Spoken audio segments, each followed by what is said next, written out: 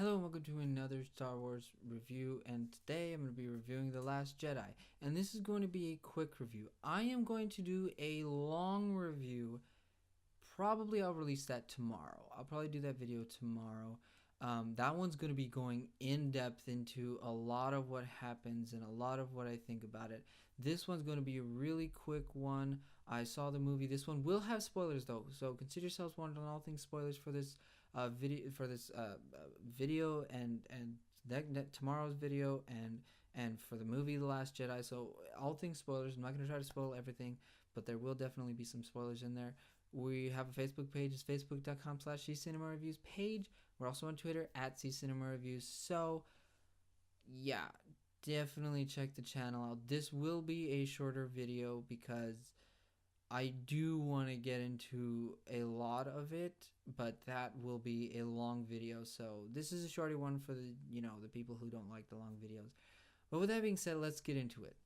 I enjoy the fact that this movie takes place right after episode 7, like literally right after episode 7 ends, or the events of that episode end. This one picks up, and that's really cool with the First Order coming onto Dakar, or coming to the Dakar system, finding them in their retreat, the Poe and what he does with the bombers and how he takes out a dreadnought, but at the cost of a lot of their bombers, all of their bombers in fact, and how Leia scolds him about, hey, you got to think about this, like, we needed those bombers now we don't have them because you led them on a suicide mission to take out one dreadnought. But then Snoke's ship comes, the Resistance jumps into hyperspace, they get away, but they find out that Snoke's ship and I think it's Snoke's ship, yeah, can track them through hyperspace. So it becomes they go into where the Snoke ship follows them through hyperspace, ends up where the Resistance are, and then it becomes a chase where the Resistance are barely outside of their of these First Order's ships' range to destroy them. So it becomes a slow chase, and that's really awesome. The Rey and Luke stuff is really cool to me. I really enjoy the fact that Luke didn't want to train her and didn't train her. He did train her, but he taught her rather than train her, because training, like, he would have trained her on how to use the Force better, how to control things better, how to clear her mind and everything like that. He would have taught her things like that in training, and he would have trained her on how to use her lightsaber better, how to properly hold it, how to fight, how to become better at the things he does. Whereas he just taught her about the Force and how the Force wasn't the Jedi's, and how the Jedi must end and why the Jedi must end. And that's something that's really cool. And I might say this a lot during this review, but this movie subverted our expectations. And that's something, if you watched my review of Empire Strikes Back, which I put out last week, I talked about how I wanted episode 8 to be like Empire Strikes Back, in a sense that Empire Strikes Back, when it came out, took a lot of risks. Empire Strikes Back took a lot of risks and subverted a lot of people's expectations. This movie does that to the nth degree, and it is so great with taking risks as far as Luke not igniting the green. He does ignite the green in a flashback, but that's not igniting the green against the First Order, against Snoke. So that's a risk in not having the greatest hero ever not do something with his lightsaber, not use the Force to teach Rey. That is a risk. Subverting our expectations is the fact that he doesn't want to. He's cut himself off from the Force.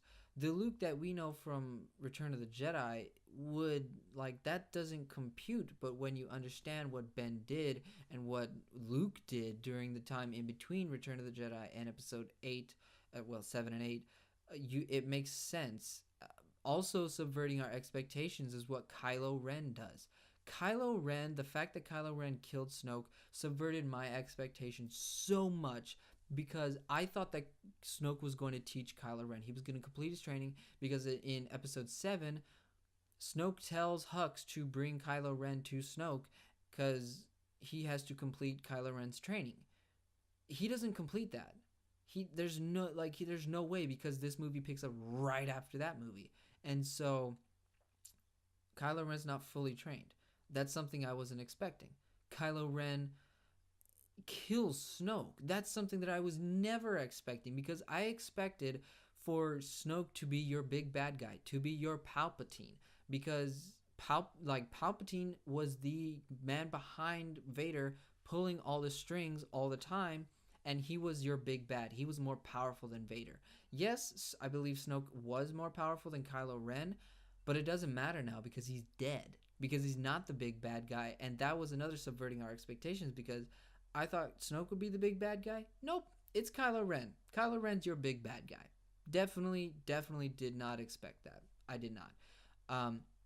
With the way that Snoke connected Rey and Kylo Ren together through the Force, I thought that that was amazing. I do really like their dynamic. I love the way they acted opposite each other. How the first time Rey didn't accept it, the second time she accepted it more, and by the third time and fourth, the third and fourth time, they accepted it. They started speaking. They started having a conversation. It was like they knew that neither one could harm the other one through this connection, so they were going to learn from it. And that's something that's really awesome, that Kylo Ren wasn't just like, oh, I'm going to go to Snoke with this, like, hey Snoke, what's going on? I do enjoy that. I do enjoy that Luke cut himself off from the Force. I do enjoy that they took risks and they subverted our expectations in almost everything. The fact that Finn, when he meets Rose, he's trying to get into an escape pod and leave. That's crazy, because in episode 7 he stays and he fights. Like he does try to leave, but he goes back and he fights. He gets onto Starkiller Base and he fights. He fights Kylo Ren. In this one, he still wants to leave. He's still trying to get out of here. He's still trying to leave the Resistance, and that's something, again, did not expect.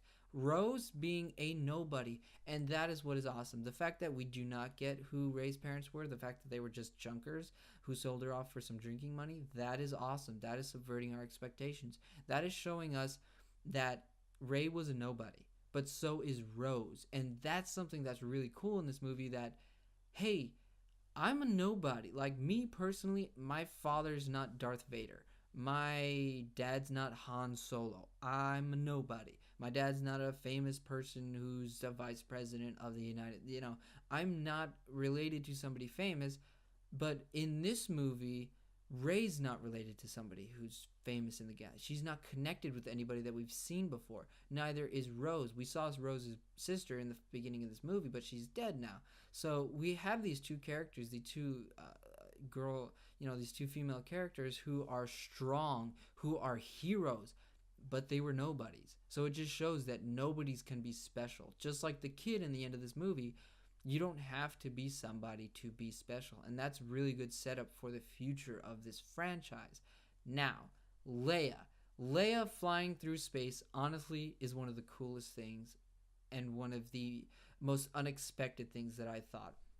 Because when they blow up the bridge and she gets sucked out into space, I thought she was dead. I honestly did. I was like, okay, I understand why that would be a fitting end to the character. The fact that she wasn't was like, dude, that is amazing. That is awesome. That's how you show that one of your greatest characters has been working out with the Force. You know what I'm saying? She's been hitting the Force gym. That's awesome. To show something like that, to show her being that powerful. We have never seen that happen before. And this new trilogy, episode 7 and episode 8, they have definitely updated the Force. But it's awesome. Everything that has happened has been awesome. Everything that has happened has been really cool. Has shown us that, hey, Leia's got the Force too. Like, Leia's a really awesome character. She can do some pretty cool stuff as well. Just, on par with what Luke can. Maybe not on par with what Luke can do, but she can do some pretty awesome stuff with the Force too. She can survive in space. She can pull herself to the ship. That was really awesome. I understand why some fans and some people are like, well, that's too no, that shouldn't happen or whatever. I understand what your mindset is, thinking that. I don't agree with it because I think it's really awesome. I think it's really cool to see a character that we know and love, that we know has the Force and can use the Force, use it in such a awesome way. Now, let's talk about the ending. Because you guys, I know I kind of skipped over the whole Finn and Rose on Canto Bight. Them going and finding DJ and using BB-8, that was awesome. Gotta admit, it was really fun. The casino was cool. It looked like an earthly casino, just like with maybe like extra riches. I don't know how to explain it. It looked like a casino that you would go to Vegas and see, just with aliens in it, and there was space horses, and it was really interesting and new things to see in the Star Wars universe, and so I applaud Rian Johnson for that. But again, let's get to this ending, because Rey fights the Praetorian Guards with Kylo Ren, and that could have been one of the coolest scenes in a Star Wars movie. It could have been the coolest scene that we've ever seen in a Star Wars movie, to have a character with a blue lightsaber and a character with a red lightsaber fighting back to back and taking out fools who try to come at them. But there is a man called Luke Skywalker.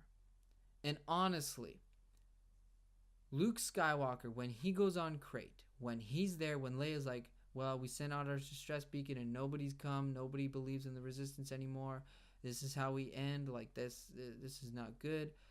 When Luke shows up, he has the great reunion with Leia. That's amazing. I really enjoyed that. He says the line, no one is truly ever gone, which is it's talking about Carrie Fisher, totally, because of her passing, and no one is truly ever gone. We will always have Carrie Fisher in the movies, and which is awesome. But when he winks at C-3PO, and John Williams, the genius that is John Williams, starts his score, dun dun dun dun dun dun dun, the build up to without a doubt, the coolest scene in the history of movies, not just Star Wars, in the history of movies, the build up to the scene where Luke stares down all that the First Order had. Everything that the First Order had was there. When he stares it all down, when Kylo Ren is like, shoot that man with every single blaster you can, with every single weapon we've got, and they do it, and there's a pile of smoke where Luke was just standing. And the fact that Luke Skywalker, I don't care if it was a Force illusion, the fact that Luke Skywalker walked out of that unscathed and gave the coolest thing ever seen in a movie, the one brush off the right shoulder, was the coolest thing ever. I don't care if it was a Force illusion and he wasn't really there. That is the coolest thing that has ever happened in a movie. Okay, the coolest thing.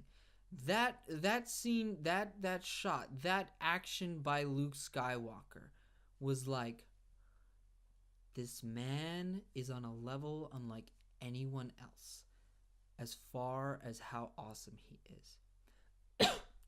Excuse me. That was great. That was absolutely perfect. It was amazing. It was the coolest thing. I'm telling you, the coolest thing I've ever seen in a movie. And the coolest thing ever in a movie. I doubt there's anything you could show me that's cooler than that. The fact that he wasn't there, and the fact that he was back on Ahch-To meditating and floating and projecting that Force illusion was really awesome. Again, subverted my expectations. The fact that he became one with the Force, also a big risk. Also a big risk because now he's not there. Like, who's going to train Rey? He can still come back as a Force ghost. Like we saw Yoda. Another one of the greatest things, another one of the things that make this movie so awesome. We got Yoda back, and it wasn't CG. And that's something that's really awesome. Thank you, Rian Johnson, for using a puppet.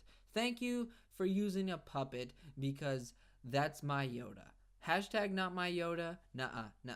Hashtag my Yoda. Because my Yoda's a puppet, my Yoda glows blue, and my Yoda can make a force storm that burns down a tree. Like, it's amazing. It was so funny. This movie is so funny too. That's something that I wasn't expecting, that you're not expecting from the middle chapter, because Empire, yes, it was funny, but it was very dark. And from the trailers, we got that this movie was going to be dark. Luke is funny. When he throws that lightsaber, that's one of the funniest things in all of Star Wars. When Rey cuts that rock and it hits the caretaker's cart and they just look up, that's amazing. When Chewie's gonna eat a porg and you just have the little porg staring up at him, that's really, really funny. Like the brush off the shoulder, amazingly funny. Yoda, funny when he's like, you know what, those ancient Jedi texts, yeah, they had a lot of wisdom, but page turners they were not. They were boring. Yoda's like, they were boring, dude. Rey's already got everything she needs, bro.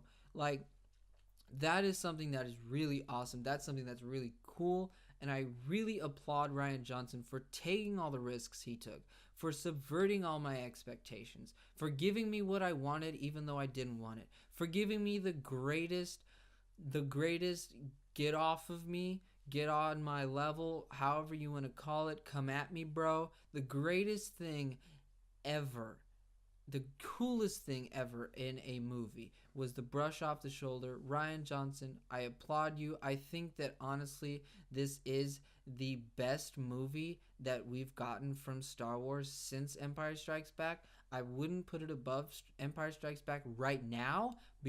I have to see it many more times in order to put it above that, see if it holds up, see if multiple viewings make it just as great every single time. But right now, I think that this movie is pretty close to the perfect Star Wars movie. Pretty close. But that's my thoughts on it. That's my short thoughts on it. And I get it. That was long. But I want to know what you think about this movie. So I need you to go into the comment section down below, or on Twitter, at C Cinema Reviews, or the Facebook page, C Cinema Reviews page. Let's talk about it. But please, on Twitter, make sure that you call it, spoilers. On the Facebook page, make sure you type before you say anything that's spoilery. Make sure you type in spoilers at the very top. Please do that. Please be courteous to those who haven't seen it yet. And yeah, and then we'll all be good. If you're tweeting spoilers out there, you gotta wait. If you're on the page and it's a spoiler thing, and you don't call out spoiler alert before, at the top of your post, I'll probably take it down, because I don't want people to get spoiled, because I think it's an amazing movie. But anyway, that's my review. Thank you for watching. Again, I'll put up the longer one tomorrow with a lot of more in-depth, talking about every storyline, almost every character, talking about just a bunch of stuff in that review.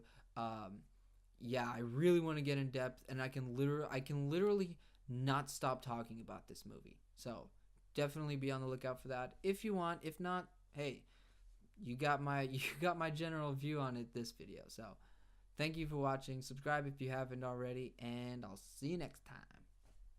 Oh yeah, may the Force be with you.